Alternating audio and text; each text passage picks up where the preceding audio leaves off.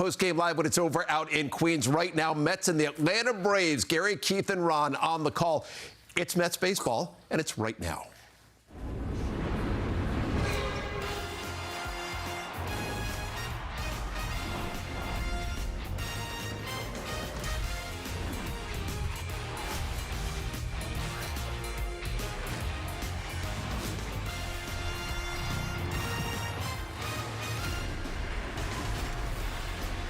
It's a Saturday afternoon in Flushing. There's plenty to do. Lots of traffic on the streets. You can go read a book. I grew up on the Queensborough Public Library. Lots of books there. Oh, but the food, that really takes precedence. The big buns. Right? What do we got inside the buns? Little duck. Cutting up some duck. Nice. That looks really, really good. One-on-one. Oh, off the rim. You don't check it. Well, wait a second. How does he get the ball? Come on. That is Main Street Station, and that's where you end up if you take the 7 train and you miss the stop at Willets Point. Don't miss your stop. At Citi Field in New York, the New York Mets play the Atlanta Braves. And a pleasant good afternoon, everybody, and welcome to Citi Field. Bo Bichette drove in 6 of them, and it looks like at long last the Mets are getting what they expected from Bo. Well, hit the hanging slider right there. That's the ball he pulled, but here was a fastball from the flame-throwing Strider to the opposite field, which is his strength. He's driven in 40 runs on the season. That leads the team, and that's on a pace to drive in 100 runs. And this is a young man that really hasn't gotten hot yet. He started turning it on the last road trip beginning in Seattle, and he is a big key for this ball club. He's driven in 12 in his last 8 games. The Mets need more performance like that from Bo. Big mystery today. Did Spidey get his eye back? We'll find out if the Mets hit a home run. Meanwhile, the Mets bullpen the last 2 days has been spectacular, but they've been highly stressed. And so Sean Manaea will start for the first time this year without a whole lot behind him. Well, I think you're just proud of Sean and how he's kind of come along. In June, 9 innings, only giving up 3 runs. He deserves this shot. It's not that long ago, 2 seasons ago, when he emerged, and as he emerged, the Mets got better. They need him to be that 2024 version. All we hear about what he doesn't have this year, he's got to go out there and prove that he is that person that they signed to that big contract. Between Manaea and the Braves starter today, these 2 veteran left-handers have started 498 Major League games. Martin Perez going for the Braves. Martin Perez is a guy that will pitch inside to the righties, a lot of change-ups away. If he's getting a lot of early ground balls, you'll know he's going to have an effective afternoon. Mets trying to make it 2 straight over the Braves on a nice afternoon at Citi Field. Mets coming in for a landing on SNY.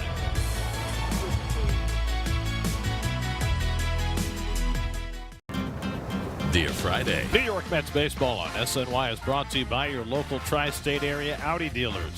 By Spectrum, it's internet, mobile, and streaming TV, all from one place. What are you doing there, Keith? I was just wanting to. I asked him to dance. He said no.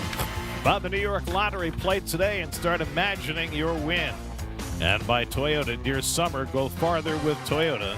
Toyota, let's go places. Go all in on game nights with MLB Plus. Select out-of-market games every week, plus live radio broadcasts of every game and minor league action. Visit MLB.com/MLB Plus to subscribe.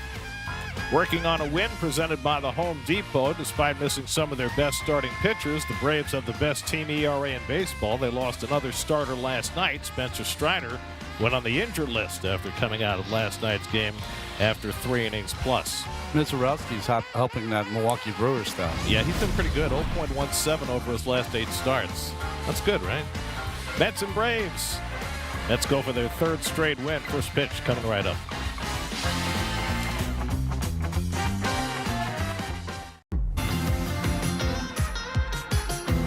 Summer, and Bo Bichette has gotten as hot as the weather. You know, the Mets and Braves play 13 games this year. The first game was last night, June the 12th. The last game is August 12th. 13 games in a 2-month span. Monday's starting lineup for the Braves. Jorge Mateo gets a start at DH. Eli White at right field, with the Mets starting a left-hander, Sandy Leon, the veteran backstop. And the Toyota numbers for Sean Manaea so far this season, most of them, of course, in relief, all of them in relief, now making his first start. Should feel comfortable out there this afternoon. He's had some good games against the Braves. But he has never pitched against the Braves as a Met, which is amazing. How did that happen?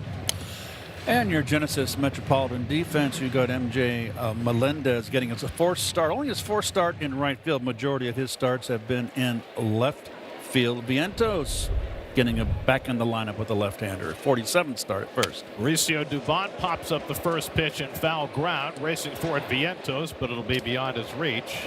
And we're underway. Last we saw Mauricio Dubon, he was battling through a 14-pitch at bat against Devin Williams in the 9th inning last night. Got a base at the end of it. It was the longest at bat for a Brave that resulted in a hit since at least 1998. He hung in there. That was a heck of an at bat. And what followed was just as impressive, with Williams then bearing down and getting Michael Harris and Matt Olson to end the game. Olson had one pitch to hit and he missed it. I think when I look at Dubon, he's the best versatile player who is great at every position he plays and a winning player since Ben Zobrist, who played for the Cubs in those days. Playing left field for the second straight night. He's played a lot of shortstop this year for the Braves. And he fouls back a high fastball from Manaea. Got a fast bat, stays level on that high pitch. He got his break when Kim, the shortstop, didn't start the season, and he's been just tearing it up, got his opportunity. He is hitting well over 300 with runners in scoring position, and he showed his tenacity at the plate last night against Williams. That was terrific at bat. He's already got 6 home runs this year, had 7 all of last year for the Astros.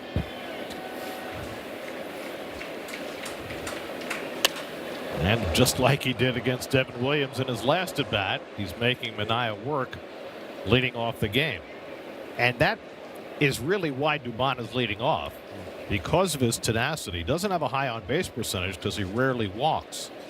And he grounds one on the right side.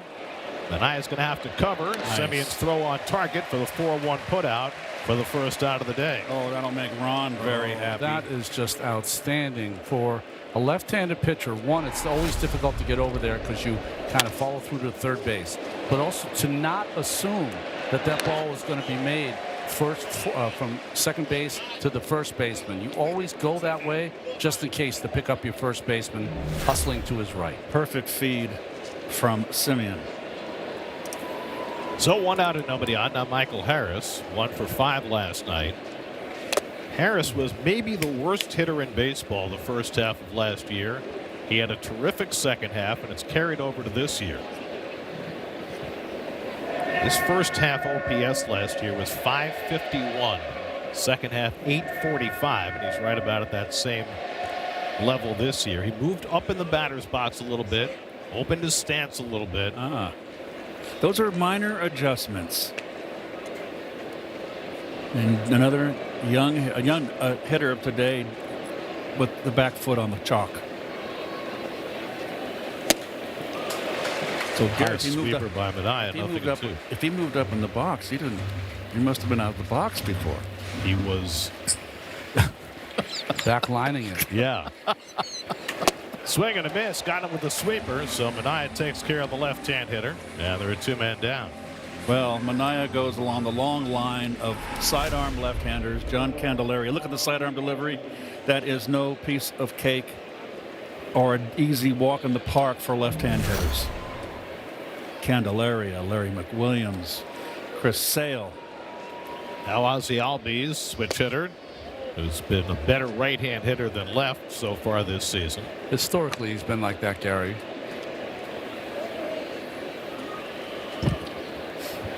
Last year had a career low .671 OPS. He's bounced back this season. And that's really true of a lot of these Braves. I mean, they were a team last year of players who had been signed long-term, and they had injuries, and they had guys having down years, and it all combined to keep them out of the postseason. But they have all rebounded this year with the exception of Austin Riley. And Albies just got a piece of that. Foul tipped it. That's 1-2. That's why the Braves are 21 games over 500. However, they've lost their last 3. They have not had a 4-game losing streak this year.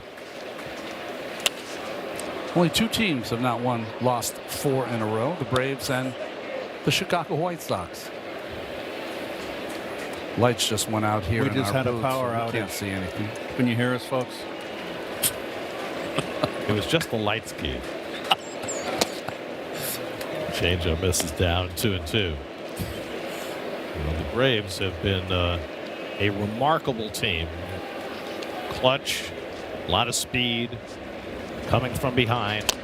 Little dribbler up the first baseline, little kick foul. Yeah, the injuries. Acuna was hitting around 259, but Drake Baldwin, he's the one they really miss. He was just having a phenomenal season. And the 3 guys at the back of their bullpen, if they're leading after 6 innings, they win. The amazing thing to me is the team ERA, because no Schweldenbach, no Hurston Waldrop, no A.J. Smith-Shawver, no Joey Wentz, all guys who were supposed to be a part of the rotation, and they've plugged guys in, like Martin Perez, who's starting today, and they've been the best pitching team in baseball.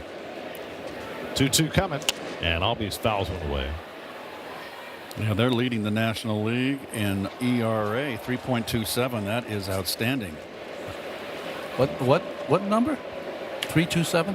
3.27. Wow. That's outstanding for a team ERA. 8th pitch of the at-bat to Albies, and the sweeper fouled off. Did Gary say it before me? You know. I gotta tell the Greg Picker, our producer, to stop get out of my ear, please. What is he telling you that's so important? He just likes to toss it around a little bit. Tell him to have a hot dog. Ground ball hit to short. Brujan bobbles it. Still has time. Throws out Albies. And Sean Manaea in his first inning of the year gets him 1-2-3.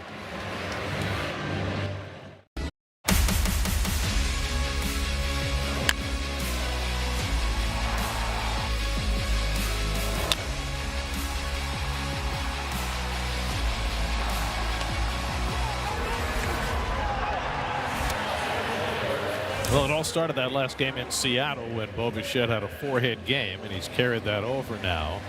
He and Soto forming quite the 1-2 punch right behind Carson Bench in your Honda Met starting lineup. Eric Wagman and Vidal Brujan each getting their first start in the month of June.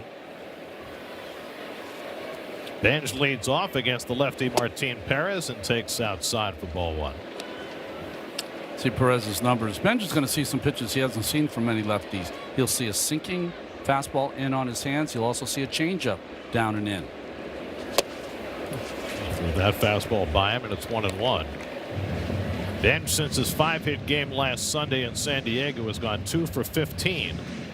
But he's hitting .350 against lefties this year, which is awfully nice to see from a rookie. And he takes sinker below the knees, 2 balls and a strike. Bichette and Soto to follow behind Bench. Most of the left-hand hitters on the bench today, but not Carson. Fouls one off his foot, a foul ball. Ellen Porter, the crew chief, has the balls and strikes tonight. Roberto Ortiz, Jim Wolf, John Bacon on the bases. Alan Porter, one of the good umpires in the not the National League. Excuse me, I'm dating myself. In MLB. I'm with you, Keith. I think he's the best umpire in baseball. John Bacon had an interesting night behind the plate last night. As Bench takes that changeup low, and it's 3-2. There were 6 pitches that the Braves took that were out of the strike zone that they didn't challenge, and it could have changed the entire nature of the game had they challenged any of those 6. They seemed to all be in big spots, especially when Nolan Plain was struggling in the 2nd inning. Yep. 3-2 to Bench, and he chops one past the mound. In comes Albies to field, throwing across his body. Close play, but he got him by a stride. 1 away. Nice play by Albies. He is really a fine player. One of my favorite players. Yeah. Albies. He plays with energy. He's got a terrific glove. And I think he does something, Keith, that fans love. He seems to enjoy himself while he's out there playing. Precisely. +6 in defensive runs saved this year. That's 3rd among Major League second basemen. So 1 out, and now Bichette, who tied his career high last night with 6 RBIs. Solo homer, grand slam, sacrifice fly. And he takes first pitch sinker for a strike, 0-1. That first home run, he pulled the solo shot in the first on a hanging slider, similar to a pitch he on the last road trip on a hanging breaking ball from a right-hander. And that's the one he's going to pull, because he really, we've seen Bichette enough now, and you folks at home, he likes to shoot over that second baseman's head into the opposite gap.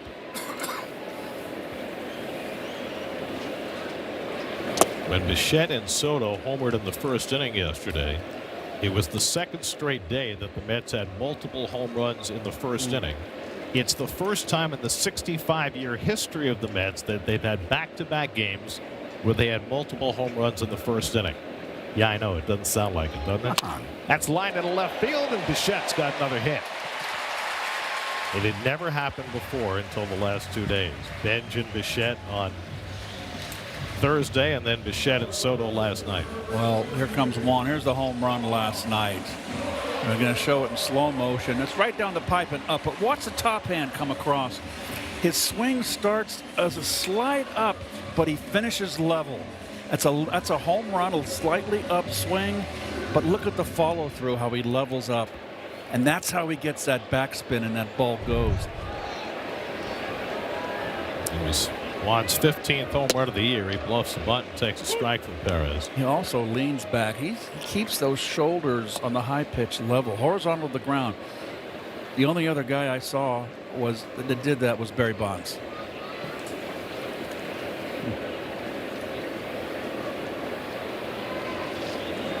Soto has hit 11 of his 15 home runs since May the 14th, so it's basically a month. Tied with Yordan Alvarez over that span for the most in the majors. Alvarez had a pretty good first inning last night. He did.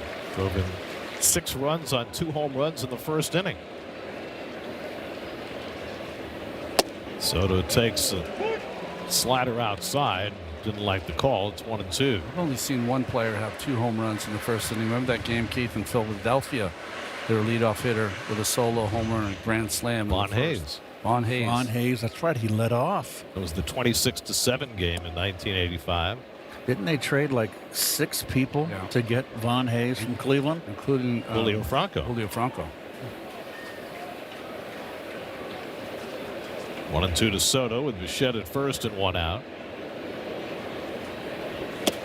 Perez tries the changeup and misses. 2-2. And your brave defense brought to you by your Tri-State Chevy dealers. I almost said defense. Eli White gets a lot of guys starting because of the left-hander. White in right field. Sandy Leon behind the plate. Kind of balances their lineup up. They're a strong left-handed lineup, but they are very successful. They're 20-9 against left-hand pitching this year. Good job by Soto laying off the soft stuff from Perez. He's worked the count full. Mark Vientos on deck. Perez not a big strikeout pitcher, so we'll see if Bichette gets put in motion here with 3-2 and 1 out. Not running. And Soto chops one slowly. Albies going to have to come in for this to barehanded, and he got him again. Slick. Another fine play by Albies. This time going to the bare hand to throw out Soto as Bichette moves up to second. Boy, that is slick. And that's the only play he had to the bare hand. Look how he whips it over there. And he was in a double play depth, or he probably doesn't make this play in time. He's just a fine player. I mean, flipping it completely across his body. Now Mark Vientos. Vientos has been mostly sitting lately. He's been in a slump. Just 6 hits in his last 48 at bats. They're getting the start today against the lefty.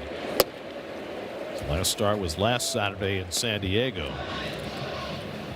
It's nice to see him take a pitch. He's been swinging at everything lately.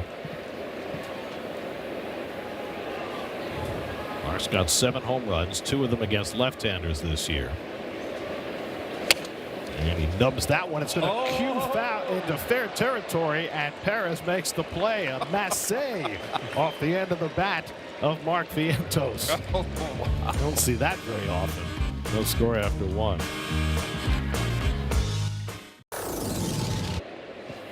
Matt Olson leads off in the second inning and fouls back a first pitch fastball from Sean Manaea. Olson hit his 20th home run of the year last night. 8 of them have come against left-handed pitching, and that should be no surprise.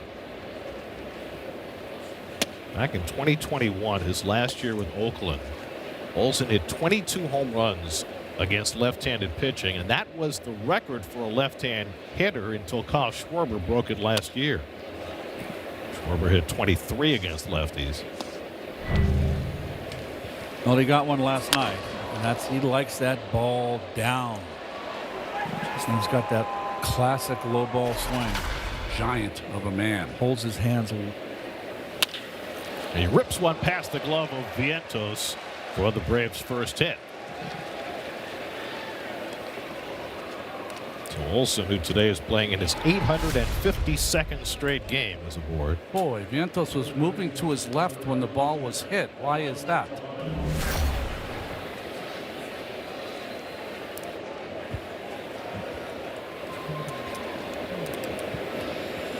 So Manaea will work out at the stretch for the first time, facing Austin Riley, who was on base 3 times last night. Checks his swing on the sweeper. Ball 1. Well, this is the ball that Vientos hit, 22.7 miles an hour off the end of the bat with incredible spin. Unbelievable. When it's going bad, rains or pours. Spinning like a top. I mean, I'm not sure I've ever seen a ball take that sharp a turn into fair territory. I haven't. Maybe instead of the exit velocity, we can get a spin rate on that one.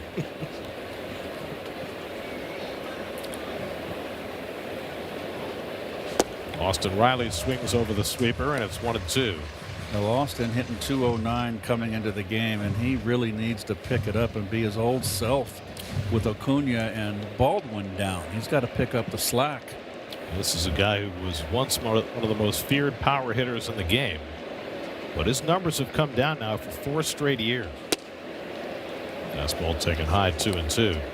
I think he was so prolific to right center and right field early in his career, and not as prolific now later in his career. In pull mode more. And striking out more than ever.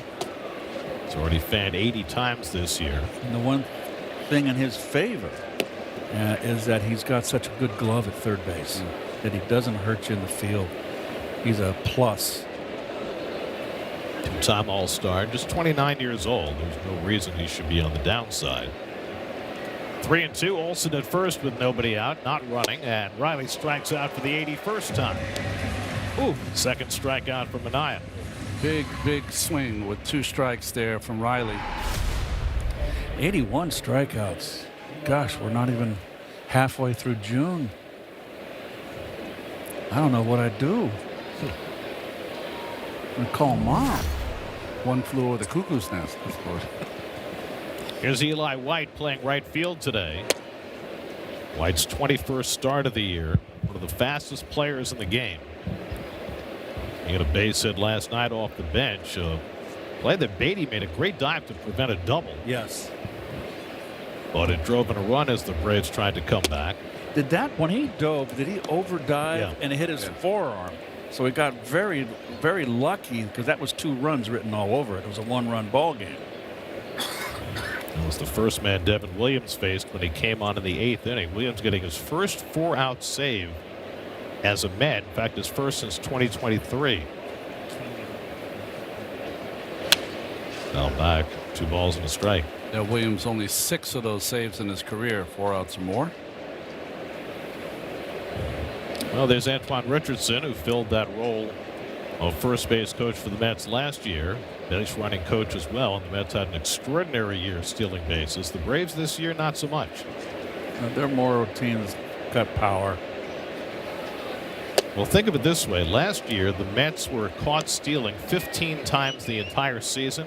The Braves have already been caught stealing 16 times this year, with not nearly the stolen base production. A lot of it has to do is Acuna's been hurt, and he's also shut it down when he has played. Yes, because of the injuries. White golfs one toward the gap at right center, and that is going to be beyond Melendez's dive and up against the wall. Olson digging for third. Relay throw to the plate by Simeon, not in time. Throw down to third, and White slides around the tag, and he's safe. And the Braves take a 1-0 lead. That is good base running right there on the backside. A little bit of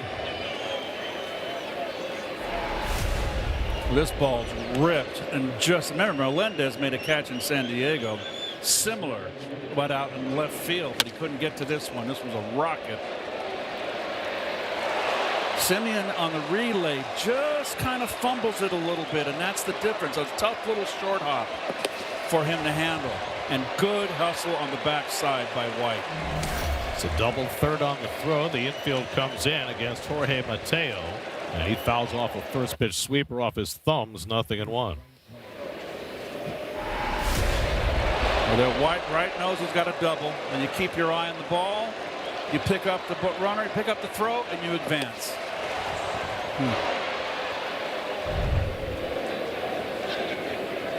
Mateo swings and misses at a fastball. Jorge Mateo DHing today against the lefty. It's a guy who came up through the Yankees organization. He started his major league career in San Diego, went to Baltimore for 5 years. He's having the best offensive year of his career in a part-time role with the Braves. But he goes down swinging on the sweeper, and Minaya gets a well-needed strikeout for the second out. Boy, oh boy, just Can you get a strikeout when you need it? Great work there by Sean. So 2 out and a runner at third, and now Ha-Sung Kim. Kim came to the Braves last year on waivers from Tampa Bay in September, and they re-signed him for $20 million, which was shocking. And then a month later, he slipped on the ice at home in South Korea, and he tore a tendon in his middle finger, and he missed the first 2 months of the season. cold winters in Korea. And he has been struggling ever since. Fly ball hit to right. Melendez is there. Kim retired, and the Braves get just the 1 run. 1-0 Braves in the second. Around the Majors presented by MSK. Jacob Misiorowski has been great, probably never better than he was last night. Wow. Faced the minimum 27 batters, a single, a double play, 15 strikeouts, 95 pitches for the complete game 1 hitter. At best, Bob Gibson in 1968. Well, I've heard people talking today that maybe it's maybe the best game ever pitched. I would refer people, as Marcus Semien drives one to center, I would refer people to Kerry Wood's one hitter in 1998 when he struck out 20. It's the greatest game ever pitched this week. Yeah. I mean, people just have no historical reference. Well, I mean, there is history to what Misiorowski is doing. He's given up 1 earned run in his last 8 starts, 0.17 ERA, which is the lowest ERA for an 8-start span since earned runs became a rule in 1913. And 12 of the 15 Ks were over 100 miles an hour through 58 pitches that were 100 or over. So that's the uniqueness of what the Miz can do. Topped out at 104.5, the hardest pitch ever thrown by a starting pitcher. Francisco Alvarez grounds one to short, and Kim throws him out. Perez has 2 quick outs in the second. If he's getting ground balls, he's going to be tough. That's 4 already by Perez. And his other thing that he has to do, and he usually does it, he's been doing it for a long time, he's got to be able to throw strikes inside the righties, because that second and third at bat, if he's not doing that, it doesn't open up that changeup as much. Now Eric Wagaman making just his second start for the Mets. His first one came nearly 3 weeks ago against the Reds. He's been sitting around in very little action. He and Brujan have been kind of Casper on the bench there. Quite a change for Wagaman, who played virtually every day for Miami last year. 140 games. Jeremy Hefner, the Mets pitching coach, now having great success with the Braves with what they've been able to do with their pitching. He was a outstanding pitching coach here for his entire time through a lot of different managers. And a lot of different pitchers. Yeah. Wagner takes cutter on the outside corner for a strike, and it's 2-2. Eric Wagaman, 29 years old, from Mission Viejo, California, originally drafted by the Yankees. Last year was the first time he got significant big league playing time. And that one just missed. Full count. MJ Melendez, left in the lineup against the left-hander, is on deck.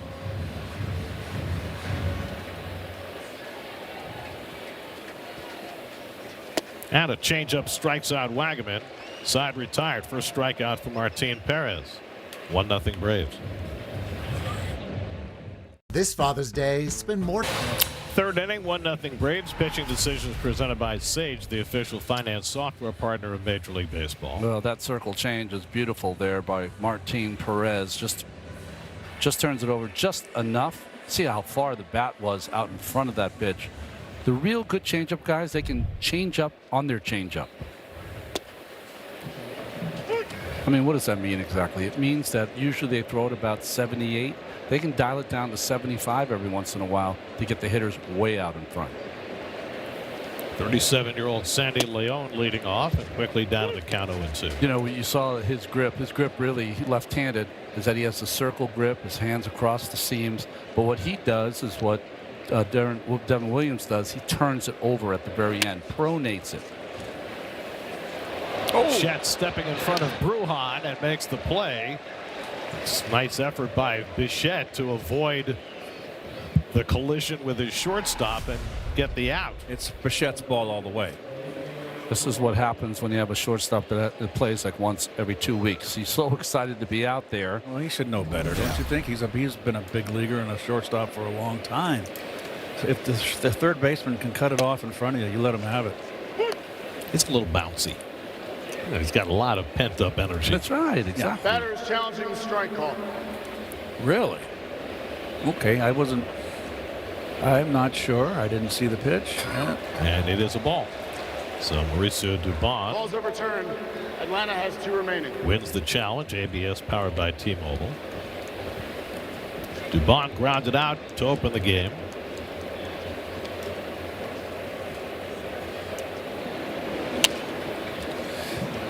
So when you think of the grade, Williams for us with his, I call it a screwball. He pronates it where literally he leads with his elbow. It's turned over so much that the ball has this kind of action working down and away for the left-handers and the right-handers. This is quite an amazing pitch.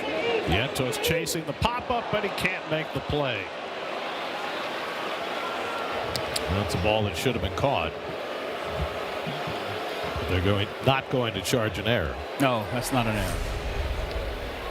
I mean, it's a tough play. It's not an easy play. No, it's but not. he got a little lost there in his place, about 3/4 to that ball, and after that it was Panic City. 1-2 coming. Dubon takes fastball up and away. 2-2. Now, you always hope when you muff a play that, gosh, I hope it doesn't hurt the team. And the sweeper lined into right center for a base hit. So Dubon, after getting an extra life, gets aboard with 1 out in the 3rd. That's been his theme to this, the first 2 games here. When he gets an extra chance, he makes it work. Right with the pitch. So the 3rd hit against Minaya. And now Michael Harris, who struck out on 3 pitches his first time up. Steady diet of sweepers from Minaya. Bichette playing on the cutout at 3rd. And Harris takes fastball for a strike. Sean has made 14 relief appearances this year, most recently Sunday in San Diego. He went 4 innings, got the win. He becomes the 11th different pitcher to start for the Mets in their first 70 games, including openers.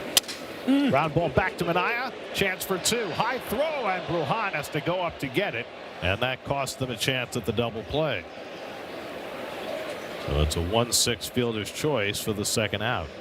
Kind of goosed it this short, didn't Yeah, he? the ball was hit like a changeup, so he kind of threw off some of the timing. But you've got to pro hop and step and make a hard throw. He threw that flat-footed, and he's fortunate that ball didn't go over the head of Brujan.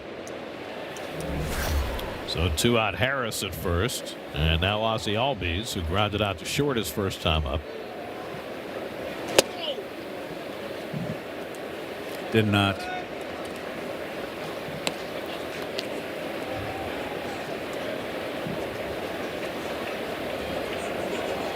The Braves have played so many games against left-handers. They got 2 guys in the lineup.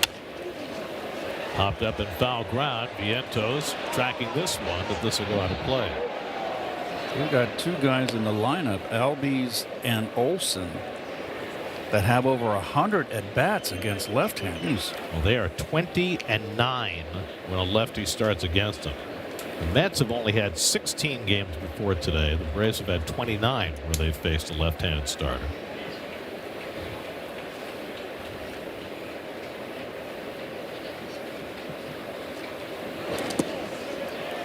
Nope. And Albee stopped the swing again on a sweeper in the dirt. Good stop by Alvarez. 2 balls and a strike.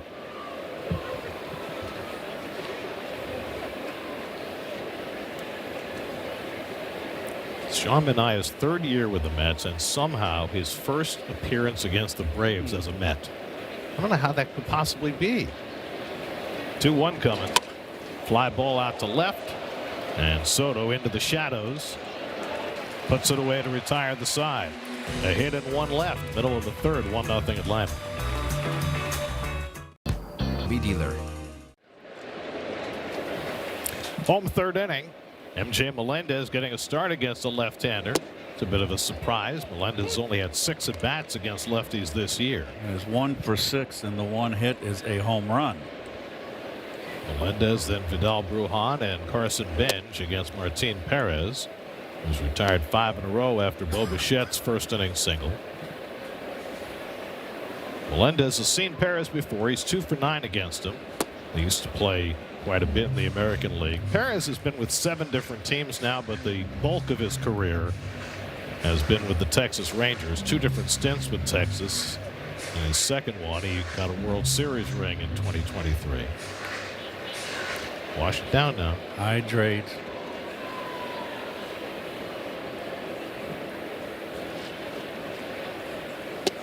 What was that one song? All I want for Christmas is my 2 front teeth. That's right. I mean, even the Braves weren't sure if they wanted Perez. Signed him in January, DFA'd him in April, re-signed him, and now he's been a big part of that rotation. And strikes out Melendez for his 2nd strikeout. First 15,000 fans at the June 22nd game against the Cubs will get a Mets purse. Get your tickets now at Mets.com/tickets. Does it come in blue? I only saw orange on the screen. Vidal Brujan making just his 3rd start with the Mets, and he hits a ground ball right at Albies. And Perez has 2 quick outs in the 3rd. You know, about all these games that we watch in the course of a season over the years, the infields today, you very rarely see a bad hop. The infields are just impeccable. Jealous? Well, yeah. The ball hurts when it takes a bad hop and hits you in the sternum. It's funny you say sternum. They have undershirts for kids now. They have padding in the sternum. No. Oh, yeah. Well, basketball players wear those do they? underneath Oh. their jerseys. Yeah, the all the elbows. pounding that they take. Yeah, the elbows. I tell you, the one difference in the game today that would be a big adjustment for me and a tough one and not an easy one is left-handers throwing change-ups to lefties.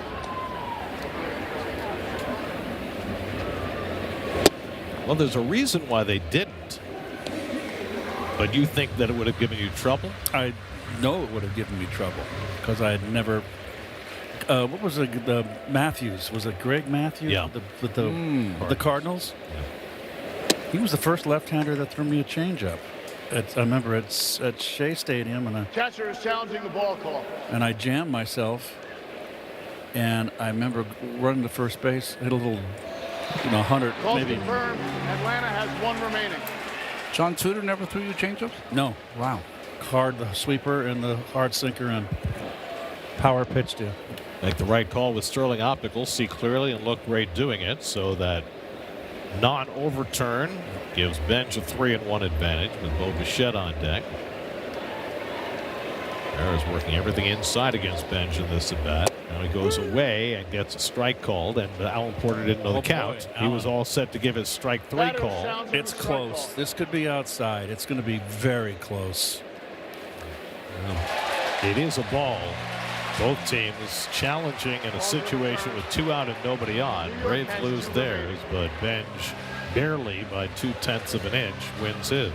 Boy, I tell you what, if I had challenged the umpire back in my day, I would have said, I would have hit my hat and I would have said, no offense. You would have been politicking. So now Bichette, red hot right now. Base hit to left field his first time up. Benj at first has not been running much lately. Perez a tough guy to run against, uses the slide step and misses away for ball 1. So really, with Soto in the on-deck circle, Bichette has good protection.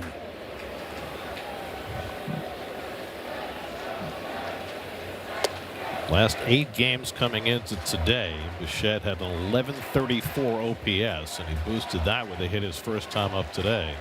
And you can see he's not jumping at as many pitches as he was earlier. He was chasing out of the strike zone an awful lot. Perez behind 2-0, and he drives that one toward left center field. Coming over is Dubon, and he'll get there to make the catch and retire the side. A walk and 1 left after 3, 1-0 Braves. Daily Gut Support. 4th inning, Matt Olson leads off against Sean Manaea. Olson scored the only Braves run after leading off in the 2nd. Yeah, he lumbered around those bases and got in, scoring on that double from first.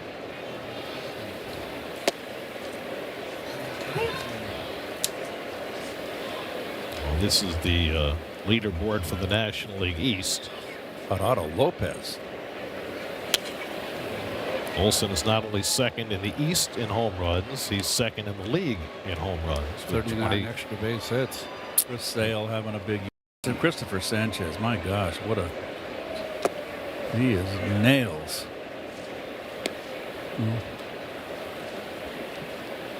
And the Red Sox thought Chris Sale was done.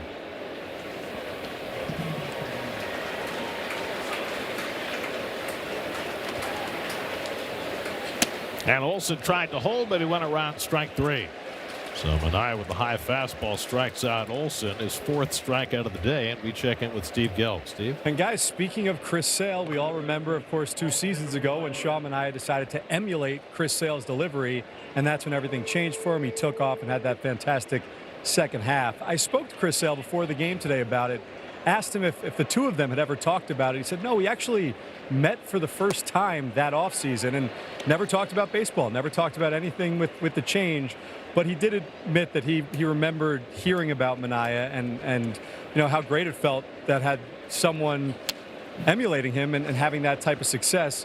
Sale did say, though, I found it ironic because back in 2018 when he pitched his no-hitter, it was outdueling me with the Red Sox. So he outdueled me with his old delivery and then had to emulate me years later. But he said that it's definitely something that meant a lot to him at the time, and he's followed Sean since. Well, he's not.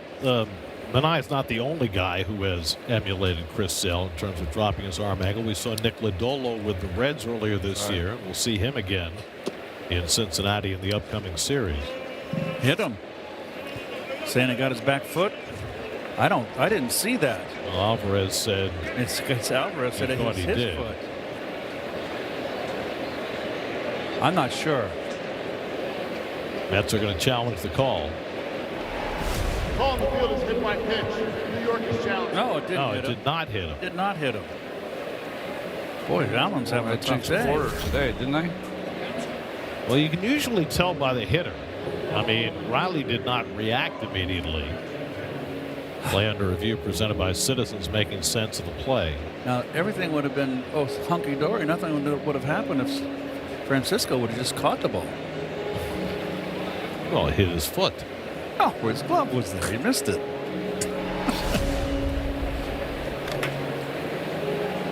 Got his back of his inner on the heel, inside part of the foot. James Hoy and Marvin Hudson are the crew chiefs in the replay center. The shadows are coming. After review, call on the field is overturned. The batter was not hit by the pitch. New York will retain their challenge. Oh boy. Starting to get a little shadows now. on the field, just beginning. No effect, no advantage to anybody.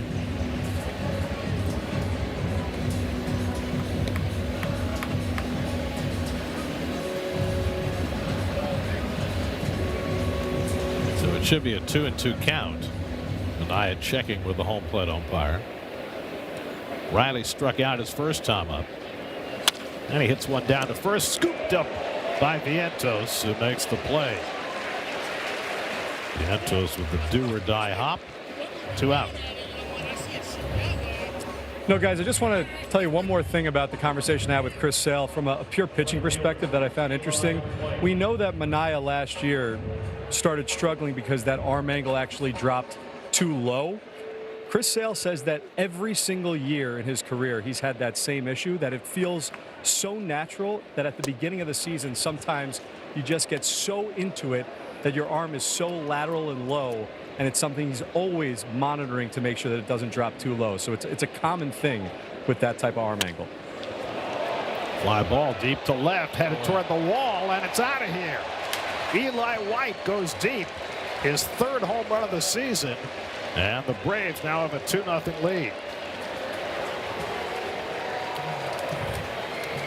Eli White inserted into the lineup against the lefty. He's driven in both runs for Atlanta with a double and now a home run. Ronnie, that's that pitch you said, and I agree. The sidearm left-hander to the right-hander, the breaking ball. You can't leave it out over the middle. Yeah, because if they get the head of the bat, it just jumps out of the ballpark. Eli White began the day with only 5 extra base hits in his first 74 at bats, and he's already got 2 extra base hits today.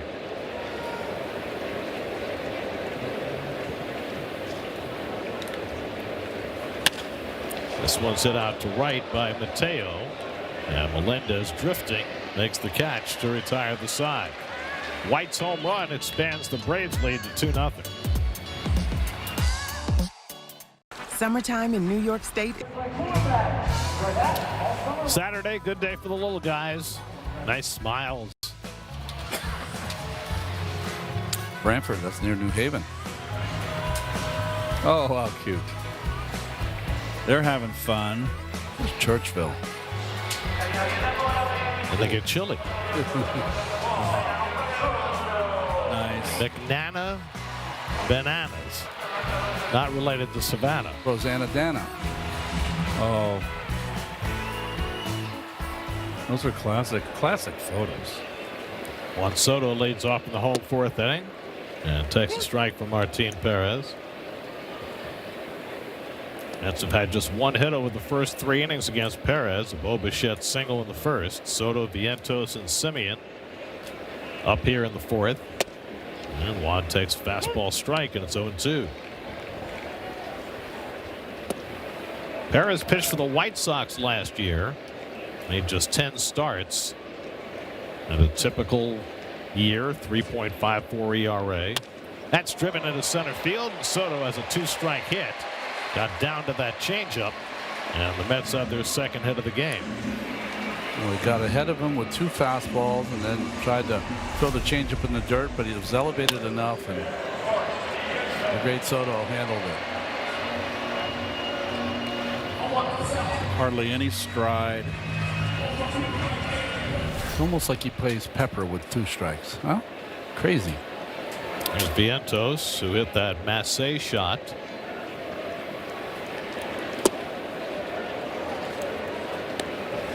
Did I mention it was 22.7 miles an hour off the bat? I don't know if you did, but thank you for that. I think that's a record. I don't think we've seen one quite that soft. Carves this one foul, and it's 1-1. Vientos trying to snap an 0 for 16 stretch. Don't miss the chance to have your youth baseball or softball team's picture featured in an upcoming game on SNY. Just scan the code and submit your team photo today.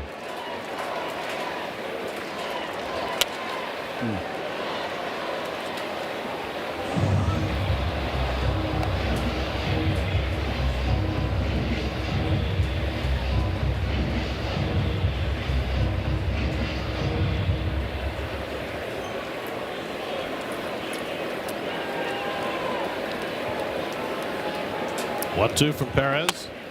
Grounded to third, a chance for two. Riley to Albies and on to first. Good stretch by Olson for the 5-4-3 double play. 2 out and nobody on. Albies, the throw was into the runner, and you know, before the Chase Utley slide in the playoffs, Albies would have had to do a little Fred Astaire dance there to get out of the way of that. At least before, you could clear a little early, and they would give you the area play. Right. Now you have to stay on that bag and make sure you get that force before you proceed to throw the ball to first. So 2 out and nobody on. Now Marcus Semien, who lined out to center his first time. I was talking to Marcus today about his days playing in Oakland with Matt Olson. Oh, some infield they had. Oh, man. And Matt Chapman playing third base. Semien was at shortstop then. And Jed Lowry, who was, you know, a really good player then, playing second base. And Semien said Olson's one of the all-time great dudes. They were the best of friends in those Oakland days. Grounded toward the hole, but cut off there by Riley. And he throws out Semien to end the inning. After 4, 2-0 Braves.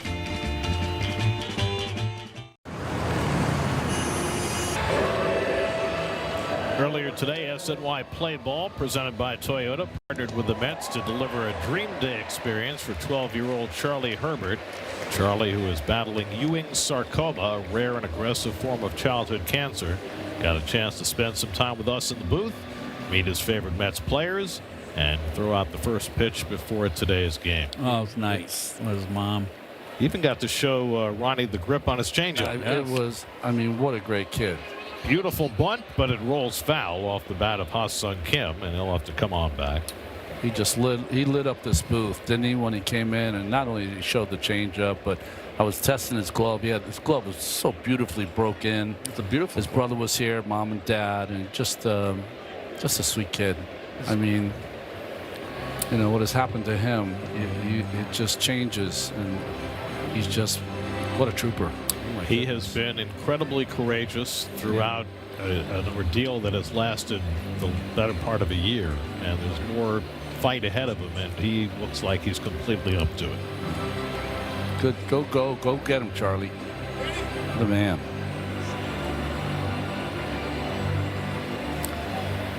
Well, you can see we got a beautiful crowd today, big crowd.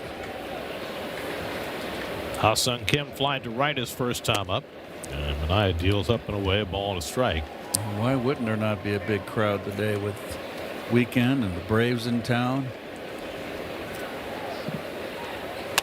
And Hello Kitty bobbleheads popped up on the left side. Bichette coming toward the mound, and he's got it. Yeah. So yesterday was Naruto night. Today is Hello Kitty night. Are you sensing a theme? I am sensing a theme. Good thing about our game time today, you can go home and watch the Knicks after this.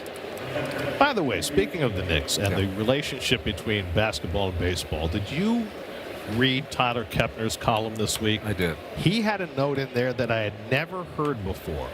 So you know that Dave DeBusschere, who played for the championship Knicks in 70 and 73, started out his career with the Detroit Pistons. But DeBusschere was also a major league pitcher. Yes. He was not allowed, though, to pitch for the Tigers because the Tigers were not going to let him play baseball and basketball at the same time.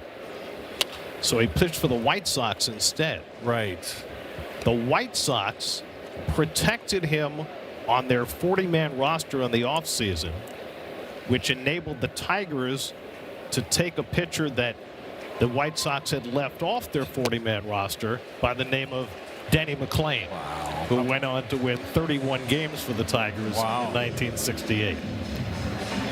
Leon down on strikes with the second out. Tyler, that was the note of the year. It was fantastic. Tyler's so good what he does. One of our best baseball writers. Marcio Dubon. Now Manaea has given up 2 runs over 4 2/3. Hasn't gone more than 5 innings this year and hasn't thrown more than 74 pitches, and he's at 74 right now. We mentioned this coming on the air today. The Mets are very short in the bullpen today. Brooks Raley worked extensively the last 2 days. Devin Williams extensively the last 2 days. Razabon and Perez probably not available as well after going an inning plus yesterday. Fly ball out to center field. So the Mets needed length from Minaya, and they've gotten 5 innings worth so far. Now the Mets have to get to work on offense. 2-0 halfway through. Do parents cover kids' eyes to protect them?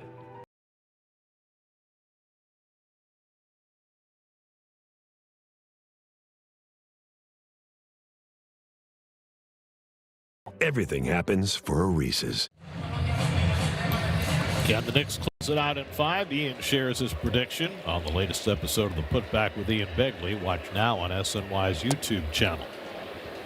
And Francisco Alvarez takes a strike, which he immediately challenges. Challenging a strike call. I think it's going to be a strike, unless he's way off the plate.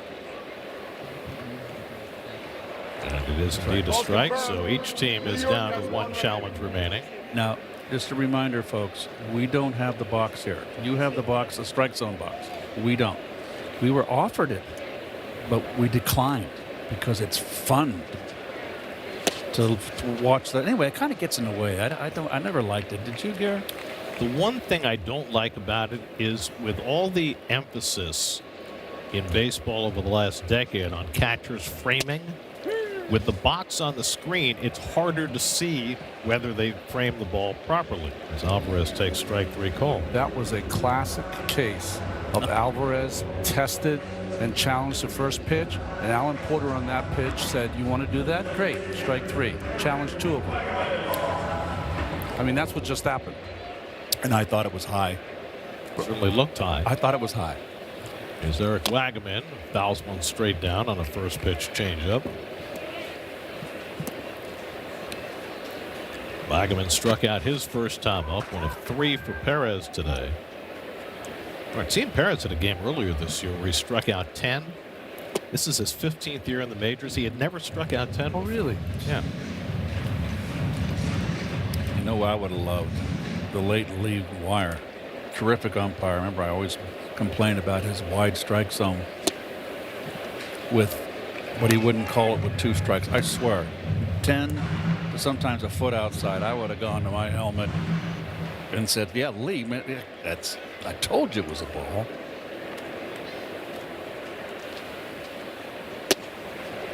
I got a question for you. Would you have challenged the pitch against Nolan Ryan? No. No.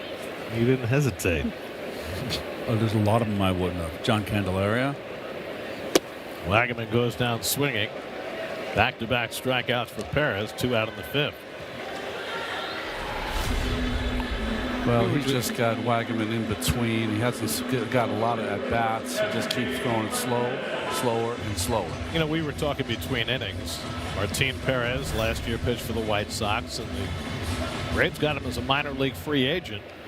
And you wonder, a guy who's been as consistently good for as long as Perez has, why is he so easily available? Shot up the middle by Melendez for a left-on left base hit.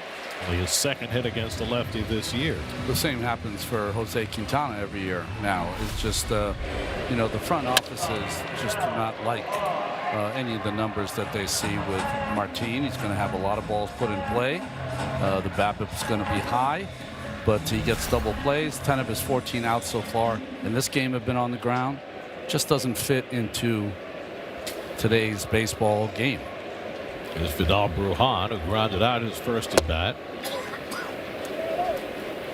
Brujan today making his first appearance in the month of June. Not just his first start, but his first appearance in a game.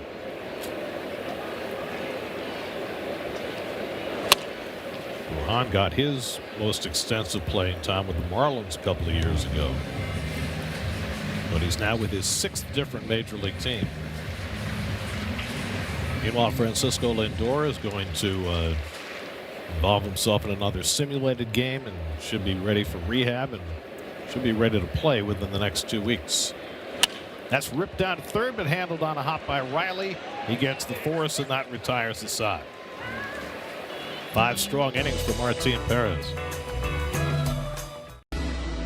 Mobile became Sean Manaea back out there for the 6th inning. He's already thrown more pitches in this game than he has in any outing this year, making his first start of the season after 14 relief appearances. Michael Harris shoots one foul, and it's 1-1. And that's finally have some action in the bullpen. Is that they'll try to have someone cover Sean if he can't get through the 6th there. Austin Warren first man up. Good sweeper there. It's 1-2 to Harris, who struck out and into a fielder's choice. Well, this is very encouraging for Sean Manaea and for the Mets. And he strikes out Harris for the 2nd time. 6 Ks now for Manaea, 1 shy of his season high. He's doing something that I haven't seen him do out of the bullpen today. Maybe it's because he's just got a nice feel for it, being the starter, being out there for those 6 ups and downs. He is alternating his breaking ball from one that is a little lower, and that one he got on top on to make sure that that ball was down and away to Harris. As Ozzie Albies is grounded out and flied out, and he pokes one foul. By the way, vis-a-vis what Steve was talking about earlier with Sean dropping his arm angle further last year than he did in 2024. His arm angle this year is the same as it was last year, according to all the metrics. That's driven out to center field. Chasing back is Benj onto the warning track. He makes the leaping catch. Carson Benj with another beauty. Well, this is getting to be pretty routine, not out of the ordinary. And Met fans, you got 2 youngsters that are just going to show you some defense in the outfield. Terrific play. I mean, for a guy who has not played much center field this year, that is an outstanding play.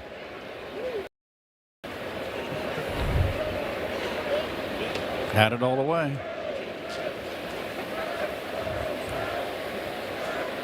Into the shadows. Up against the wall.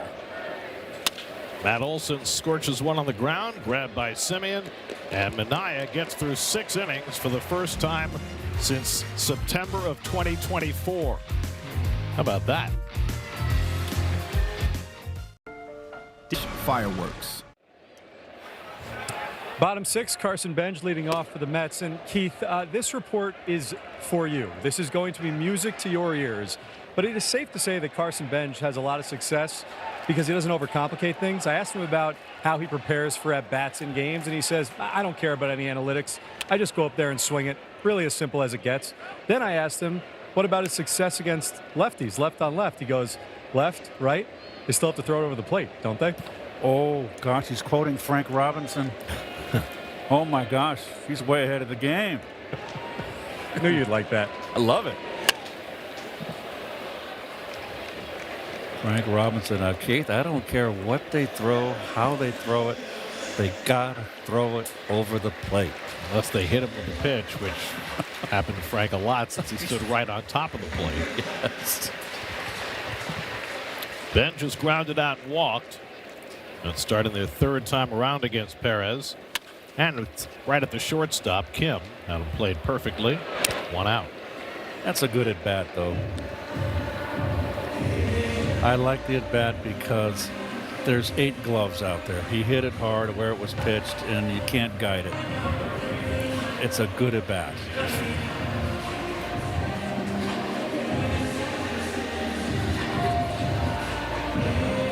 Mets have managed only 3 hits against Martin Perez. Bo Bichette had the first one, a single to left in the first. That was swings and misses at a changeup, 0-1. And that was off the changeup, Gary, and he hit that, let go with one hand, hit that line drive to left field. Well, the Braves have their best relievers fully rested. Remember, they got rained out on Thursday in Chicago, and then they got 5 scoreless innings in relief from J.R. Ritchie last night. So everybody in that bullpen is rested, and Dylan Lee, one of their big 3, is up now.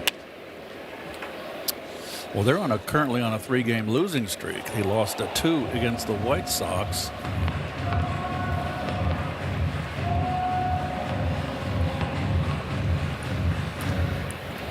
Martin Perez has not gone beyond 6 innings this year, trying to get through 6 today.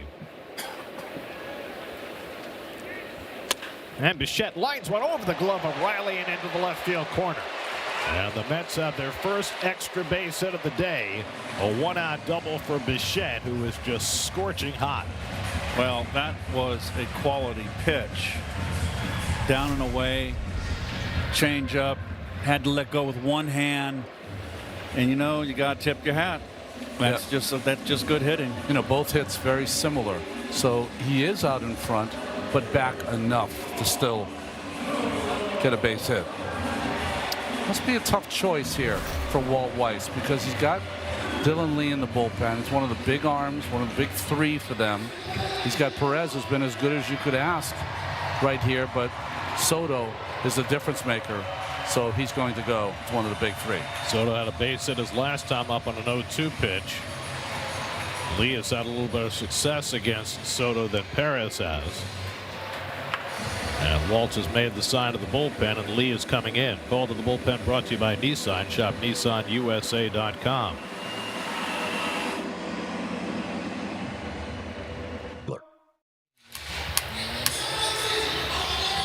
Final game of this series tomorrow afternoon, a 1:40 start. Freddie Peralta goes for the Mets. Bryce Elder is having a great year pitching for the Braves.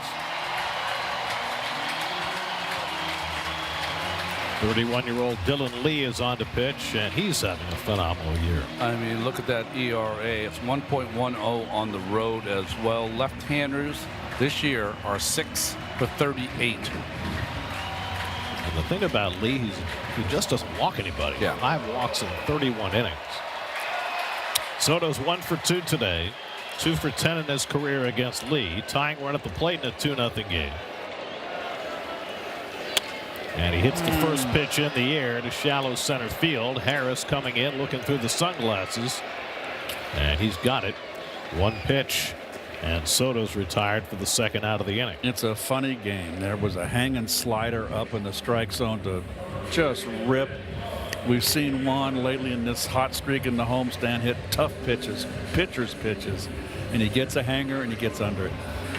So now Vientos, and this is a guy that Vientos has enjoyed facing. He's 2 for 2 with a home run against Dylan Lee. It's been a very rough go for Mark, but he's in a spot to do some damage here. And he rides one into left field. That's a base hit, and that'll bring in a run. Around third and heading home is Bichette. Mark Vientos comes through with an RBI single to get the Mets within a run. It's 2-1.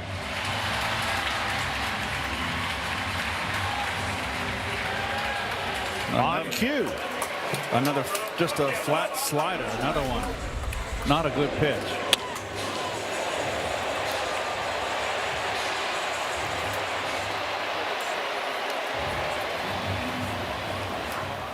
No, that's not. That's a nothing breaking ball right there. Now Marcus Semien with the tying run at first. And Semien fouls back a fastball from Lee. Marcus is 2 for 3 against Dylan Lee.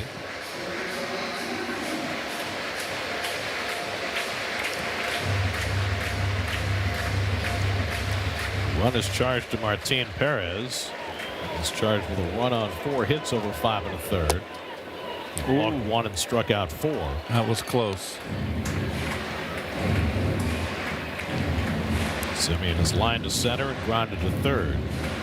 Just 2 for 16 on this homestand after a good road trip. He chops one foul on a changeup. 1-2.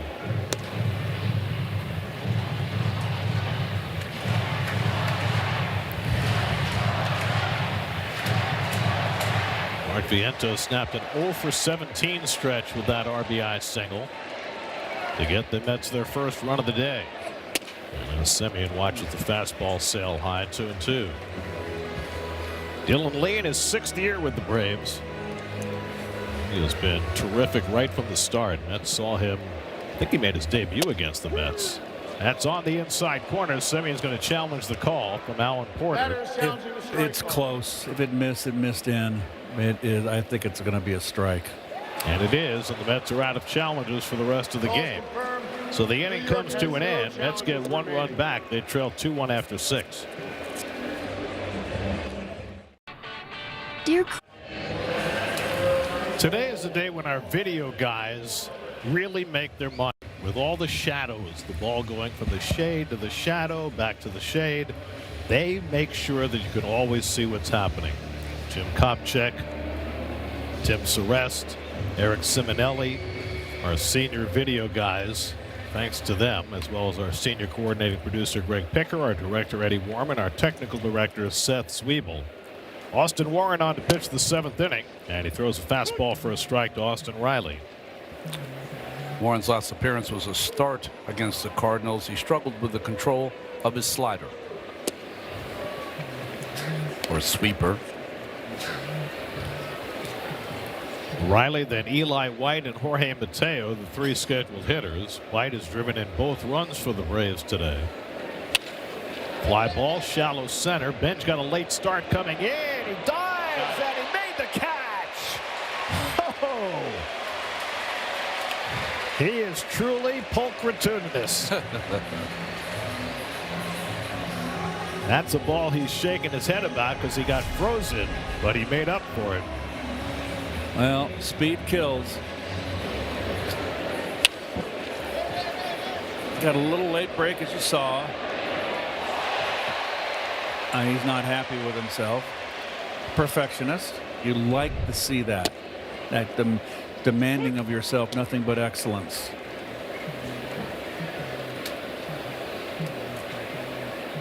Eli White has a double and a home run today. Driven in both Atlanta runs. And Warren misses away with a fastball, 1-1. Well, quite a job by Sean Manaea today. That's got everything they could have asked for and more from Manaea in his first start of the year. 83 pitches, 6 innings, 2 runs, 4 hits, no walks, 6 strikeouts, a home run. I say he's going to get the ball again in 5 days. That's a pretty good bet.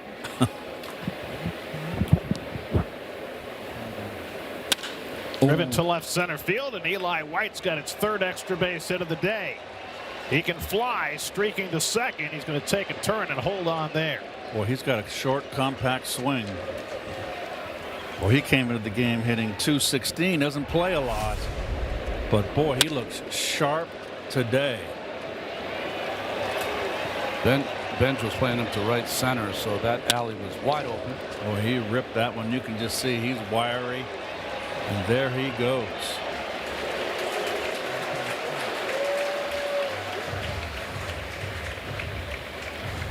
Compact swing, level, right eyes on the ball, perfect balance. And now Dom Smith is going to pinch hit for Jorge Mateo in the DH spot. Dom is having a wonderful year for the Braves after bouncing around the last few years. Braves have a strong left-handed bench today. I was wondering why people were clapping, but they were clapping for Dom when he was announced. Of course. One of the most popular players who played here in the last 10 years. Folks. So White at second with 1 out. Warren gives him a long look before dealing home, and the sweeper misses down for ball 1. Braves are the best in baseball with runners in scoring position this year. And Dom is even better than that mark. Ruhan keeping White close at second. And Dom lifts one out to shallow center. In comes Benj to get it. And White holds at second, 2 out. There's a big out for Warren. And now he's got Ha-Sung Kim coming up, unless they're thinking about pinch hitting for him. I don't think they got anybody to play shortstop, or they'd have to move someone. They can move Dubon to shortstop. Yeah, that's true. And Mike Yastrzemski will go in and play the outfield. So Yastrzemski will bat for Kim. So 2 strong players that come off the bench in crunch time, Smith and Yastrzemski. We also have Rowdy Tellez, who they recently added as another left-handed bat on the bench. So Yastrzemski, who started last night and went 1 for 3 and drove in a run against Nolan McLean, bats with a runner at second and 2 out.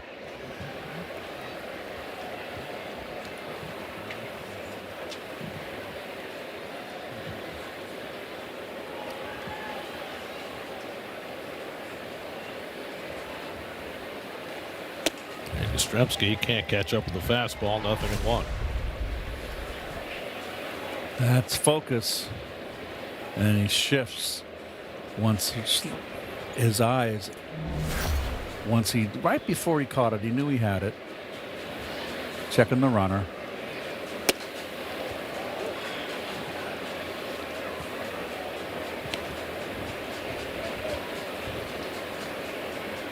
Again, you're at a point that the Mets, in a big situation here, have a close pitch. There's nothing for them to do.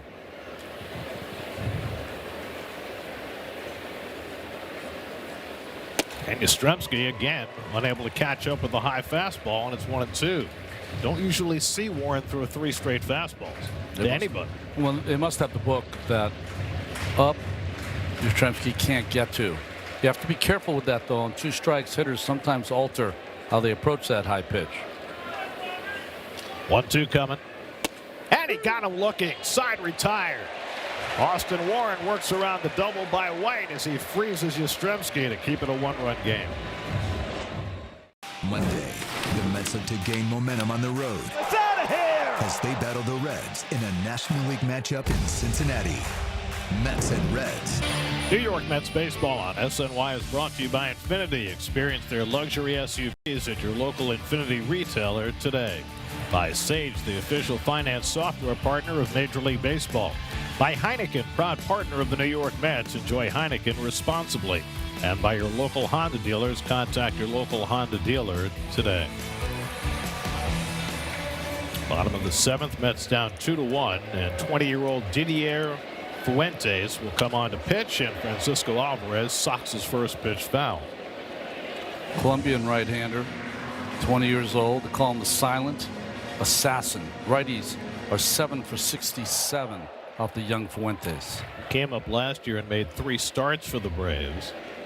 This year they've moved him to the bullpen, and he's become yet another weapon for them out there. Mauricio Dubon moves from left field to shortstop. Mike Yastrzemski, who pinch hit, stays in left field. Alvarez 0 for 2, and he chases the slider way out of the strike zone, and it's 1-2. We saw this kid start last year, as Gary said. His stuff plays up from the bullpen, though. Whoa. And there's a slider again to get Alvarez for the first out. Now Jared Young will bat for Eric Wagaman. I mean, just a long, fluid, languid motion with 99 on his fastball and a razor blade slider. I mean, the book on him is that he's going to throw his fastball a lot, and I think that's what Alvarez was counting on. Didn't work out that way. Here's Young, who started last night, went 0 for 4. Jared had started 13 straight games before today. That's how long it had been since the Mets had faced a real left-handed starter. They faced a left-handed opener against the Cardinals. But the last lefty starter they faced before Martin Perez today was Andrew Abbott back on May 27th. So Young had been in there every day against all the right-handers. So long ago, Cincinnati was playing well then. Yeah, Cincinnati's gone in the tank. Lost 11 of 14, pretty much coinciding with Ellie De La Cruz getting hurt. Mets will be in Cincinnati on Monday. Young swings and misses at that high heater. 1 ball, 2 strikes. He's got a good fastball, this young man. He lets it fly. MJ Melendez on deck. And Young goes down swinging. Slider gets him, and Fuentes has back-to-back strikeouts to start the bottom of the 7th. The road ahead is presented by Infinity. One more game with the Braves tomorrow. That'll be on Pix 11. Then we're in Cincinnati for 3. We'll have the first game of the series in Philadelphia on Thursday. Then we'll take the rest of the weekend off, and we'll be watching from the couch. Jim Melendez takes a knee-high strike, and he tries to challenge, but nope, you're out of challenges, MJ. I thought it was low. This is the problem that you run into when hitters willy-nilly challenge pitches in low-leverage situations early in the game. You don't have challenges when you need them late in the game. Agreed, Gare. Has to be more disciplined, and so far it has not presented itself. Ball and a strike to Melendez. Oh, it's the same knee. He called it a ball this time. Yoda one. It's almost like you want to tell the team, you know what? Tomorrow you're not allowed to challenge to the 7th inning. Melendez pops one up behind the plate. Coming back is Leon, but that'll be in the crowd.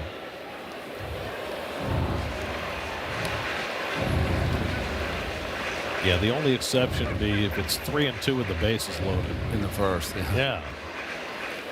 I mean, you got to know 100%, I guess, is where you got to be at early in the game. But that's what Walt White said yesterday. He said if it's low leverage, you better be sure. Well, 2-2 coming. Struck him out with a fastball. Fuentes strikes out the side at the bottom of the 7th. That was impressive. Wow.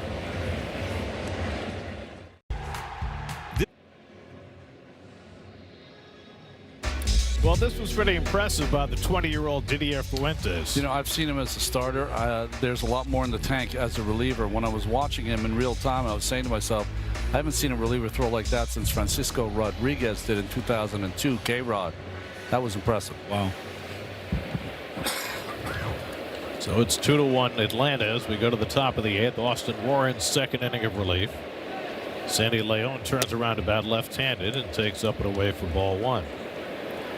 Sean Manaea went the first 6, allowed 2 runs, 4 hits. Warren worked around a double in the 7th. And took very short in the bullpen today. So they got what they needed from Manaea, and now they're asking a 2nd inning from Warren.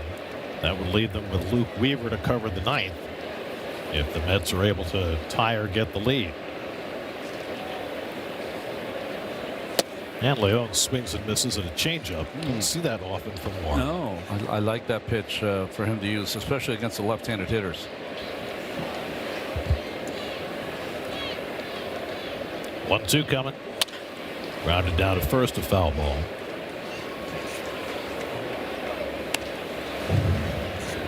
Warren struggled as an opener in his last outing, but he has been incredibly efficient for the Mets. 5 outings last year, 17 this year. His overall ERA as a Met is 2.20. That'll play.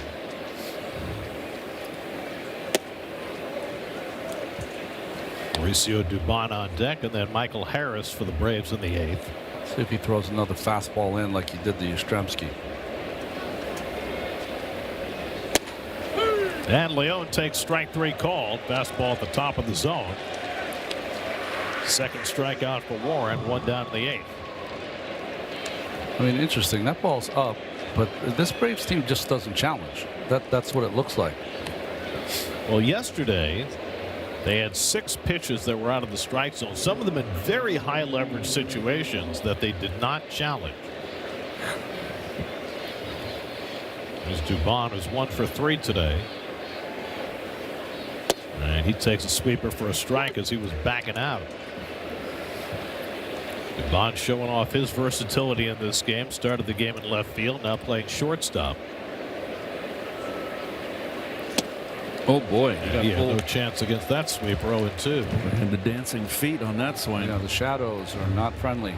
Oh, that's right, Ronnie. Good one. There is definitely a shadow issue. And Dubon down on 3 straight sweepers. Never had a chance. 2 out. Wow. After that terrific at bat last night against Williams, this one is just 1, 2, 3, go sit down. Oh, wow. Well, the back foot came out as well. Heart wasn't in it.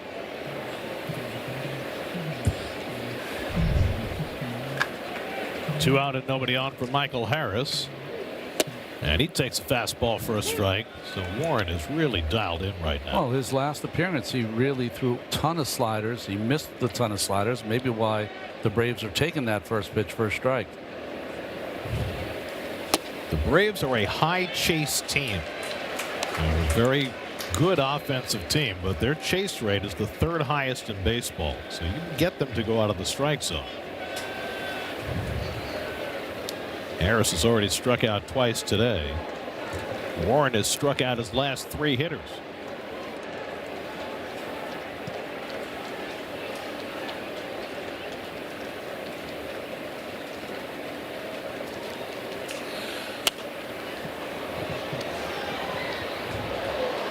Spectrum high-speed hitting today. MJ Melendez's base hit in the 5th, the hardest hit ball of the day. Eli White has had the biggest offensive day, 3 extra base hits, both RBIs for the Braves.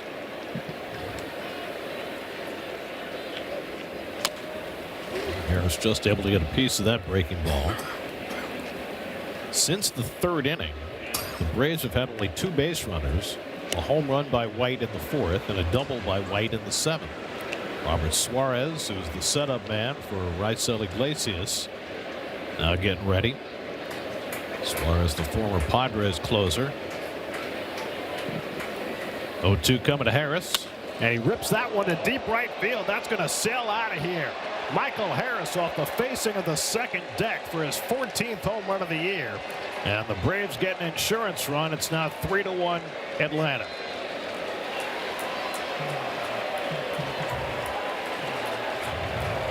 Slider, RJ, down and in slider to a left-hander. Did he get it in enough?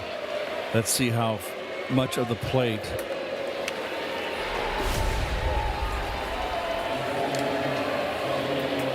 Yeah, he went out and got that in front. That's inner half. That's a big run right there for the Braves. Especially with their bullpen. 3rd home run that Warren's allowed this year. So he was almost home free here in the 8th, but an 0-2 slider. Harris sits out of the ballpark, and now it's a 2-run lead for the Braves again. Boy, that was a shot. Yeah, it was a line drive.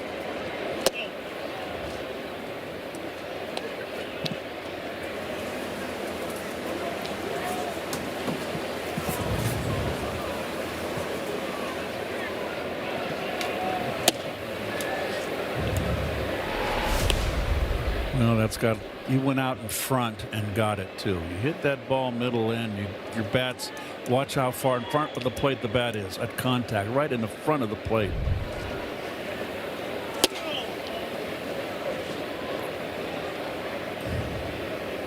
Three and 1 now to Albies, who was robbed of an extra base hit his last time up on a spectacular play by Bench on the warning track.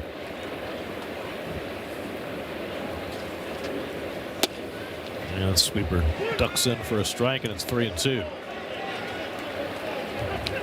Matt Olson would be next. Albies had 2 hits last night. 0 for 3 so far today. Braves have just 6 hits in this game, but 4 of the 6 have been for extra bases. Home runs by White and Harris.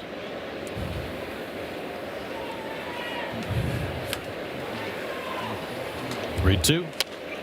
Popped up foul. That'll come back out of play.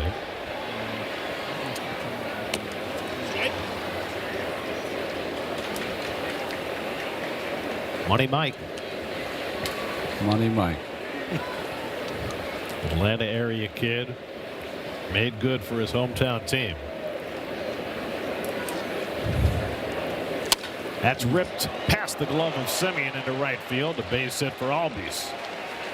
So Warren, after dominating the first 2 hitters in this inning, gives up back-to-back base hits. Another slider, RJ, down and in. Time for the mobile performance. Eli White's had himself a huge day. Well, when you watch Eli White, he doesn't get a lot of chance to play. He comes off the bench, it gives him defensive help, pinch hitting. But today he has been spot on, and he has hit the ball to every part of the ballpark, each a ringing line drive. And now Matt Olson. You mentioned earlier that Olson today is playing in his 852nd straight game. Now, he's never going to catch Cal Ripken and Lou Gehrig at the top of the list. Ripken 2,632 straight games is the record. But this is Olson's 718th straight game as a first baseman. Lou Gehrig played some outfield during his tenure with the Yankees. His record for consecutive first base starts is 885. So Olson can break that record if he keeps it going through July of next year. Didn't know that. That's a great. That's a good pull one right there, Gare. You pulled a rabbit out of your hat there, Gare. Wrong hat.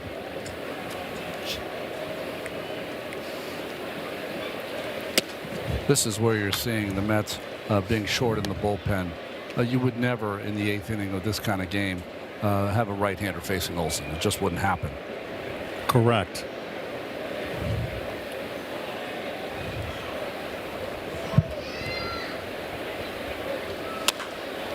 Olsen skies one toward the right field corner, hooking right down the line, and it's a foul ball. Oh boy, that did not miss by much. Second deck. I was looking down low. I lost it. Well, to your point, Ronnie, Ciano Perez got 4 outs last night. Brooks Raley's worked each of the last 2 days.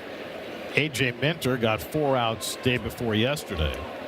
So it might well be that all of those left-handers are not available today. You know Devin Williams isn't available. So that really leaves you short, and it really exemplifies the need that they had today for Manaea to get through 6 innings, which he did. And yet it might not be enough. Can you imagine if he didn't? I would have seen a lot of Daniel Duarte today. He would have been the emergency long guy. It's a dangerous pitch because it's his 3rd pitch. Maybe a changeup here might get Olsen the chase. 2-2 coming. Pops it up. Might be playable for Bichette. And he gets there and makes the catch. Side retired. Michael Harris adds a run for the Braves. They're up 3-1 in the 8th.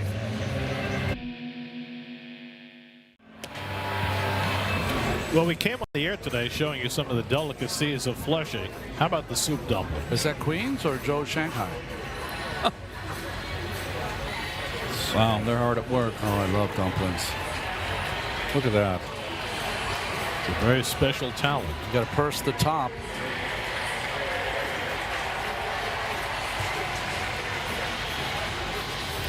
.35-year-old Robert Suarez is on to pitch for the Braves. Suarez, who can throw triple digits. There are many appearances he will only throw his fastball. That's how good it is. Left-handed hitters this year only 8 for 58 off Suarez. Led the National League with 40 saves for the Padres last year, but signed with the Braves to be the setup man for Raisel Iglesias. A.J. Ewing bats for Vidal Brujan leading off in the 8th, and he yanks the first changeup foul, 0-1. I think his changeup is a split.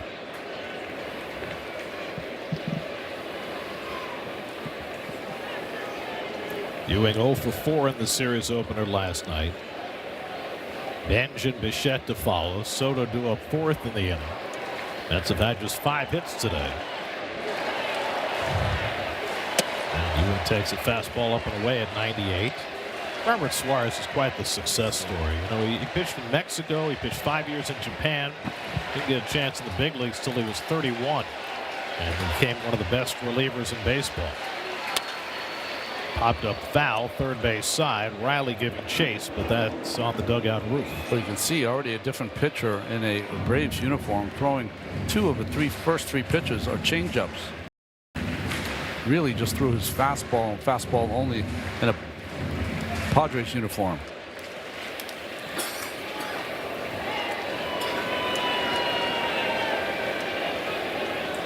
1-2 to Ewing. And A.J. fights off that changeup and stays in the at-bat. Yeah, he wasn't happy with that pitch. You saw the catcher really set up on the outside corner. Jeremy Hefner's bullpen has been the best in baseball this year. We've seen Lee and Fuentes and now Suarez.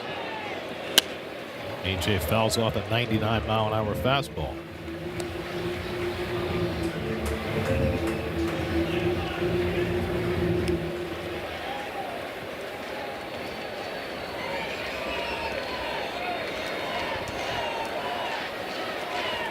Again, the 1-2. Fouls off another fastball.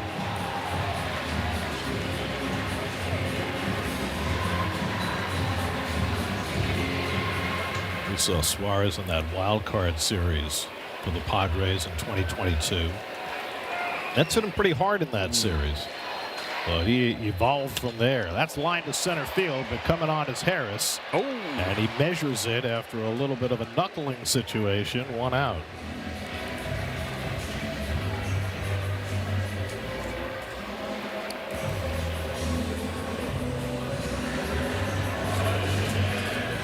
Now Carson Bench 0 for 2 today. Also drew a walk back in the third. Martin Perez started, went 5 1/3, a run on 4 hits. He's in line for the win.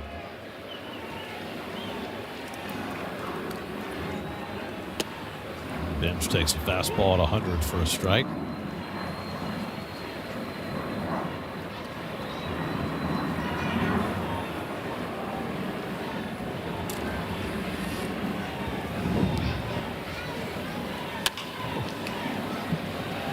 And quickly 0-2.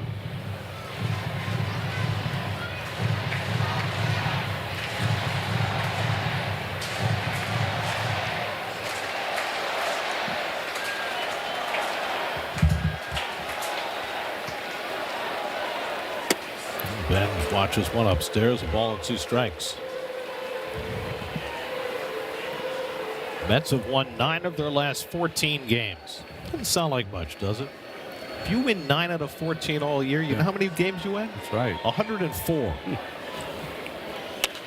So you're talking 9 and 5. You've got 104. 9 and 5. Yep. If you win 9 out of every 14, you win 104 games.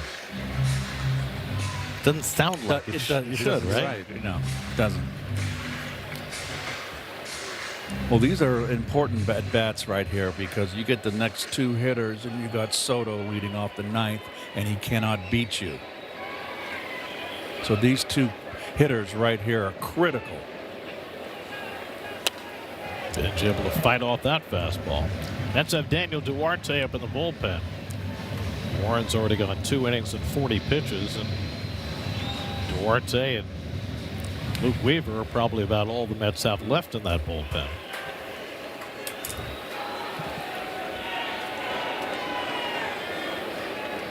And Bench goes down on the changeup. It's quite a pitch by Suarez after all those fastballs. 2 out. It was a good battle. All upstairs too, Gare. Then he went down the ladder with the sinking change. Well, we started this broadcast talking about the changeup, but look at the run on this. Yep.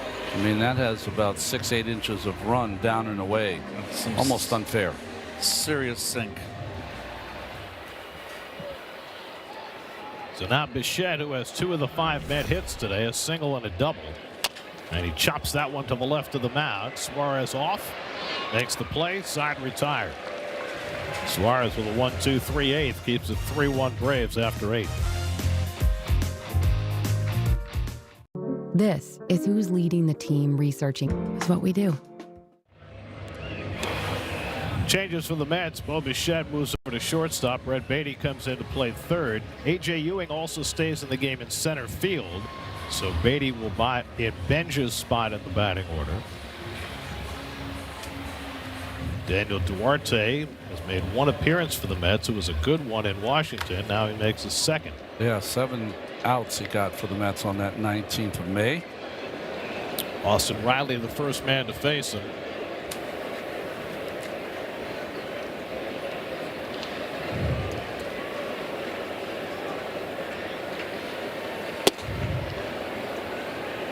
Riley's got 0 for 3 today.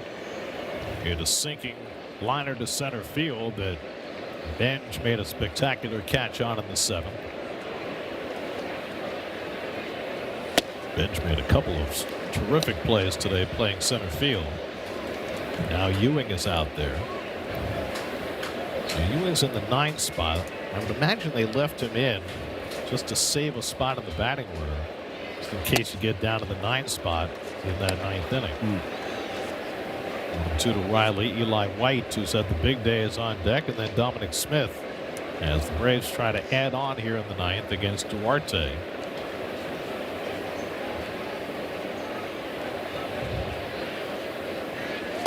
And a good slider by Duarte to strike out Riley for the first out.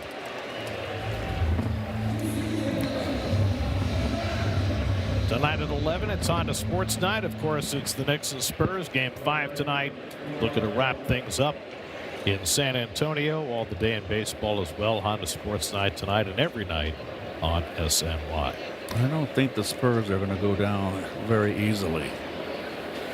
Should be a hard-fought game. Fighting for their life. Now Eli White, 2 doubles and a home run today. Tied his career high with 3 hits. Grounds this one out to short where Bichette's got it and throws him out 2 away. So the Mets finally solve Eli White. 2 down. In the bottom of the 9th, the Mets will have Soto, Vientos, and Simeon due up. Raisel Iglesias is getting ready for the save opportunity in the Braves bullpen. Braves bullpen in this series has now gone 7 2/3 scoreless innings, just 3 hits allowed. J.R. Ritchie did the job yesterday, 5 scoreless innings. He'll probably go into the rotation now with Strider going on the injured list with what they're calling elbow inflammation, which is never a good sign. Dom Smith up for the second time, flied out to center, and Duarte has him flailing, 0-1. Duarte's got 3 different fastballs: a sinker, cutter, 4-seamer, but that good breaking ball is his signature pitch. And dropped a changeup on him, and it's 0-2. Duarte's barrel-chested, isn't he? 29 years old, native of Mexico, made his debut with Cincinnati in 2022, pitched for the Reds and the Twins. Now his second appearance for the Mets.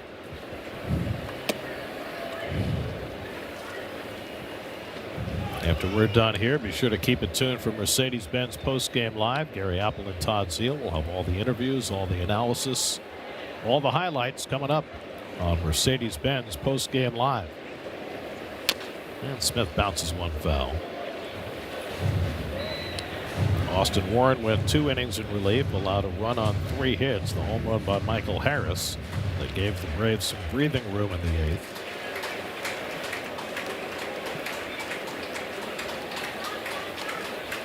One-two coming, and Dom fouls it off.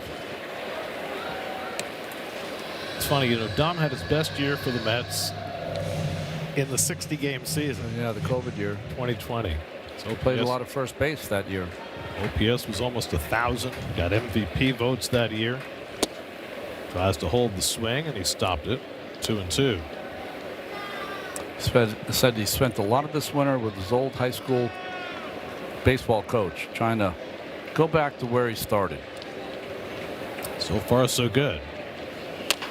Chops that one down to first. Easy play for Vientos. That retires the side. 1-2-3 inning for Duarte. Soto will lead off for the Mets in the bottom of the 9th. Last of the 9th, Mets down 3-1. Juan Soto will lead off against the 35-year-old Cuban right-hander Raisel Iglesias. Iglesias 13 for 13 in saves this year. He gets ahead of you, and then he makes you chase. He has a high chase rate on balls out of the strike zone. Got the great changeup to go with his fastball. 266 saves in his career. Remember, he started out with the Reds. They wanted him to be a starting pitcher. It's quite a chain. I mean, that is serious. Soto, Vientos, and Simeon due up for the Mets. The only bat left on the bench is Luis Torrens. Soto's 1 for 3 today, and he takes a first pitch changeup down for ball 1.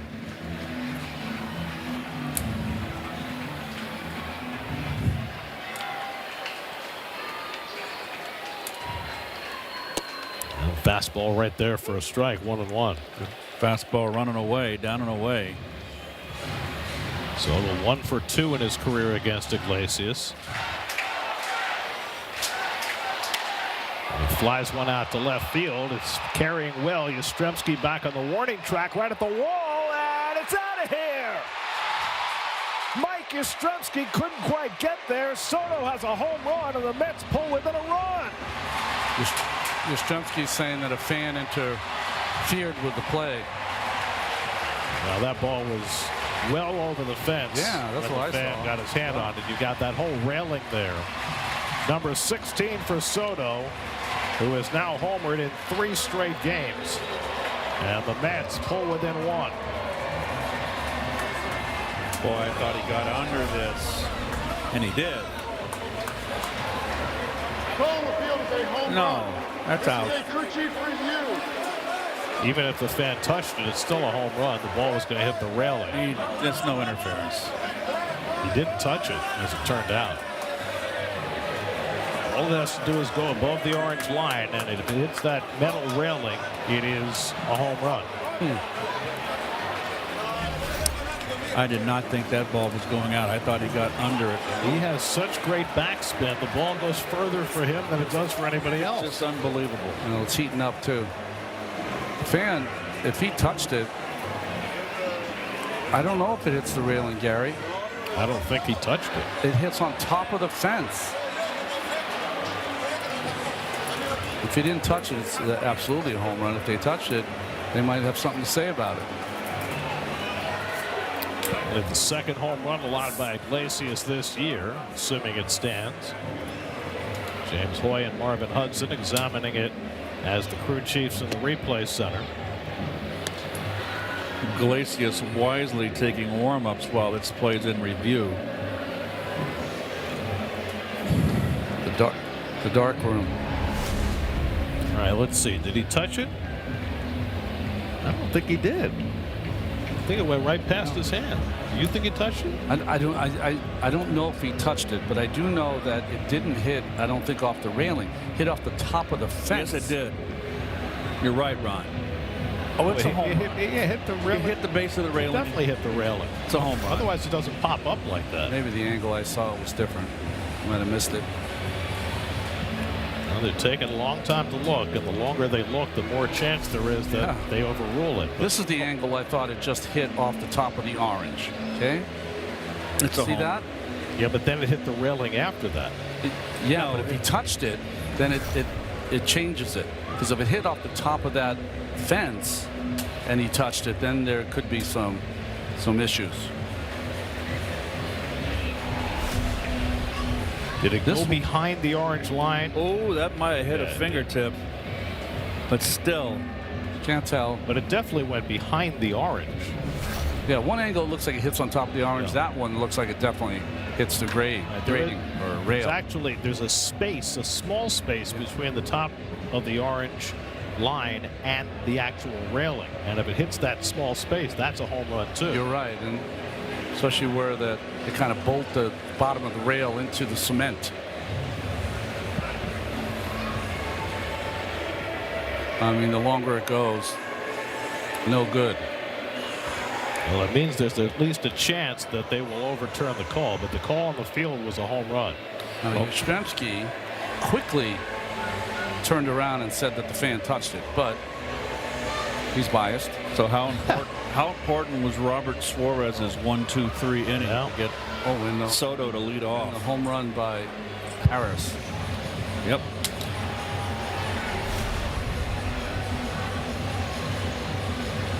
I don't know. Yeah, see, it hit the railing right there when it came up. Look. Yeah, no, definitely. It's just whether if he touched it, then it changed. The call on the field is overturned. The ball never left the ballpark. So the batter runner is placed at second base. So they're saying that the ball hit the top of the orange padding and did not strike anything behind it. Wow. It's not fan interference, but simply that it did not go out of the ballpark. Yeah, I don't believe that, but. Well, that's what the call is, according to Alan Porter. So it's a double for Soto instead of a home run. The score reverts to 3-1, but the Mets will get the tying run to bat. Well.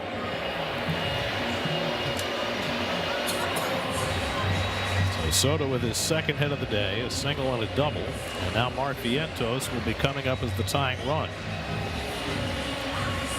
Vientos drove in the Mets' only run today with a sixth-inning single against Dylan Lee. Then hit a no-doubter. Vientos 1 for 2 in his career against Iglesias. Nobody out. Tying run at the plate. And Vientos takes a fastball up and in for ball one. Now that is the shocking call of the year thus far for me. Mark snapped an 0 for 17 stretch with his RBI single in the 6th. A guy who has known his share of dramatic moments, often when he's in the biggest depths of his career. I mean, for younger players, the attempt is always to hit the ball out of the ballpark, right? Tie this ball game, but there's no outs. Base hit keeps moving the line. Yep. I mean, you'd love a 2-run homer. Porter with Vientos. Wonder what that's about. Vientos asked for time. I'm not sure whether there was some issue with that. What's going on here? Okay. The ball and a strike to Vientos. Soto at second and nobody out. And Mark takes low and in. 2 balls and a strike. He's been a much more patient hitter today than we've seen in recent weeks. Marcus Semien on deck. And Vientos watches outside. That's and a the strike. challenge by Sandy Leon. That's a strike. I think it got the corner. That's And it is. Calls the return. He has a little comeback on that pitch. Yeah. It was a heck of a pitch, Ron. Look at that. Knee high out. Oh, yeah, that nipped the black. Well, there's no more black on the home plate anymore. Now it's 2-2 to Vientos. Iglesias steps off.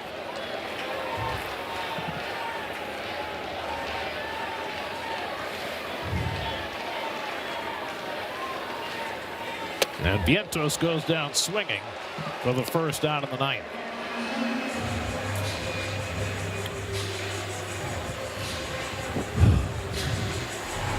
It's a strange pitch. Yeah, the here. changeup.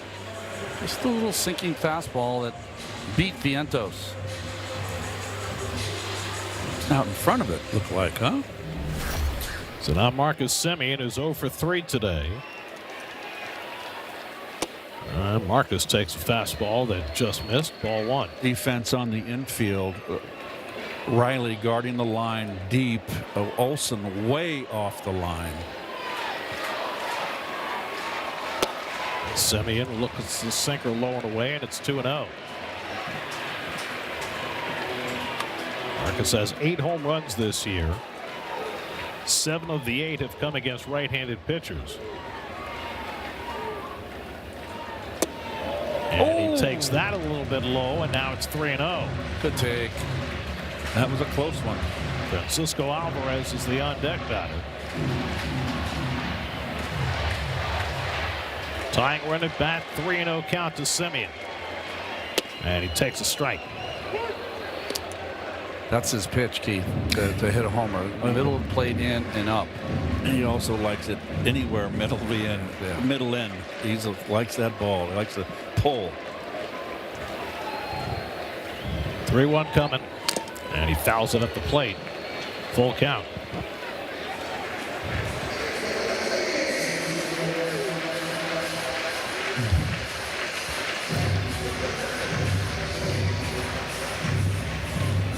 Boy, that 2-1 pitch changed from a ball to a strike against Vientos, turned the entire tide in this inning.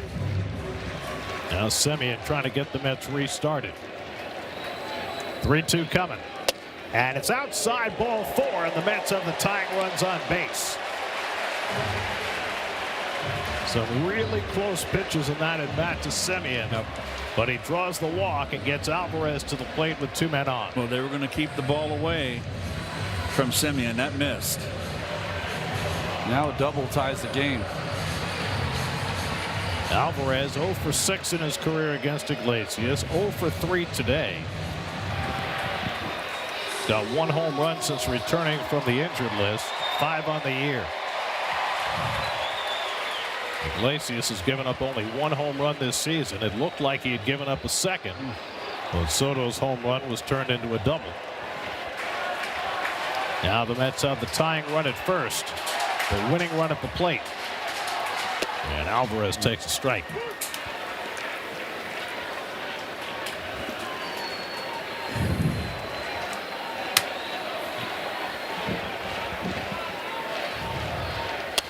Francisco, it's a weak comebacker. Iglesias to second, out there. Albies to first, and the Braves hang on to win it. A 1-4-3 double play to end it. The 11th double play that Alvarez has hit into this year. And the Mets fall short in their comeback as the Braves even up this series with a 3-1 win. Well, we knew the strength of this Braves team. When they get you down after 6 innings, they have so many talented pitchers coming out of that bullpen, and Iglesias now 14 for 14. The best thing that happened for the Mets was Sean Manaea's 6 sharp innings, only giving up 2 runs, but he gets jammed, so he could take his time, Iglesias, because there's no way Alvarez could get out of the box. He just ran that fastball that ran into his hands. That was not an easy play, and he firm throw to second base. And that just made it easy for Albies. Big day for Eli White. 3 extra base hits. Michael Harris a home run to help the Braves put it away. And the Braves bullpen strong as always as they go 3 2/3, allowing just 2 hits and no runs. And the Braves get even in the series with a 3-1 win. There's your game summary. Sean Manaea pitched well in defeat. Well, the Mets fall back to 8 games under 500 with the rubber game of the series coming up tomorrow afternoon. New York Mets baseball on SNY is brought to you by your Tri-State Chevy dealers. Visit ChevyOffers.com. By Suffolk Credit Union, be a HELOC hero at Suffolk Credit Union. By Bet365, where winning is everything. And by Nissan, every Nissan is designed for people who refuse to settle for less. Visit NissanUSA.com or your local dealer. Final score this afternoon, the Braves 3, the Mets 1. Final game of the series tomorrow afternoon. Freddie Peralta against Bryce Elder. Game's on Pix 11. First pitch at 1:40. Our coverage begins tomorrow at 1 o'clock on Pix 11. We're back on SNY Monday night when the Mets open their series in Cincinnati. Now for Ron Darling, Keith Hernandez, Steve Gelbs, and our entire SNY crew, I'm Gary Cohen at Citi Field. After this break, it's Mercedes-Benz Postgame Live with Gary Apple and Todd Zeal.